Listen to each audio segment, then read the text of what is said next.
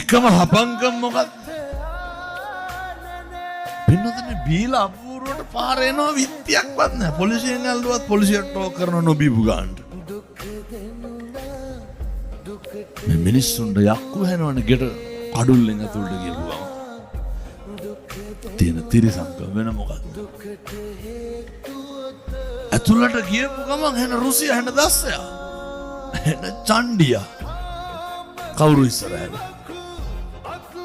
බිරිඳයි දරුවෝ ඉස්සරහ. ඒවා හරි බාල වැඩ.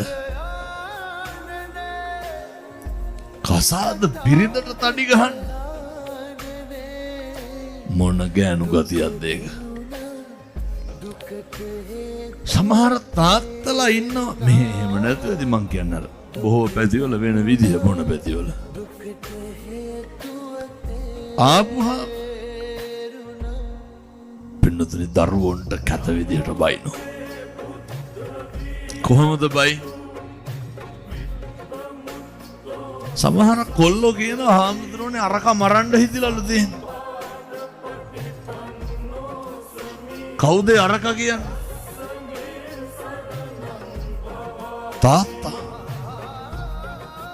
හේතුව දන්න කාලේ ඉඳන් හාමුදුරුවනේ තාත්තා අම්මට තඩි ගහනවලු.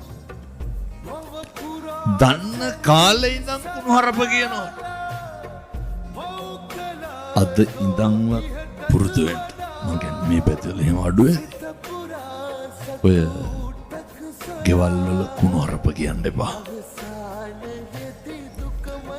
ගෙවල් වල කිසි කෙනෙකුට තාතෝ කියලාවත් කතා කරන්න එපා. ගෙදර ඉන්නේ අම්මයි තාත්තයි දරුවෝයි විතරයි. ඔය 4-5 දෙනාට ඉස්සනසීමෙන් ඉන්න බෑ. ඒ 4-5 දෙනාගේ මොකවත් බෙදා ගන්න ඔට්ටු වෙනවද? නෑ. අනෙකට ගරු කරන්න පුරුද්දක් නැතිව තව පොඩි ප්‍රශ්නයක් තියෙනවා. එකට එක කියන එක නවත්තන්න. ගෙවල් වල හරියට එකට එක කියනවා. මම මේ පණිවිඩය දෙනවා කසාද බඳින්න ඉන්න තරුණ තරුණියන්ට. මං කොල්ලොන්ටත් කියනවා ඔය මම මේ කියන ටික කරන්න බැයි නම් බඳින්න එපා. මං තරුණියන්ටත් කියනවා මම මේ කියන ටික කරන්න බැයි නම් බඳින්න එපා. ඔය යරම කන්දර යාළු වෙලා ඉන්න කාලේ පුරුදු වෙන්න අනෙකට ගරු කරන්න. වෙනදින විශ්වවිද්‍යාලයට යනකොට උසස් පෙළ විශ්වවිද්‍යාලෙත් එහෙම පුදුම විදිහට යාළු වෙලා ඉන්න කපල් කොල්ලෝ කෙල්ලෝ කුණුහරුපෙන් බැන ගන්නවා. මේ තව බැඳලත් නෑ. මරණට පින්නදින බැඳොත් එහෙම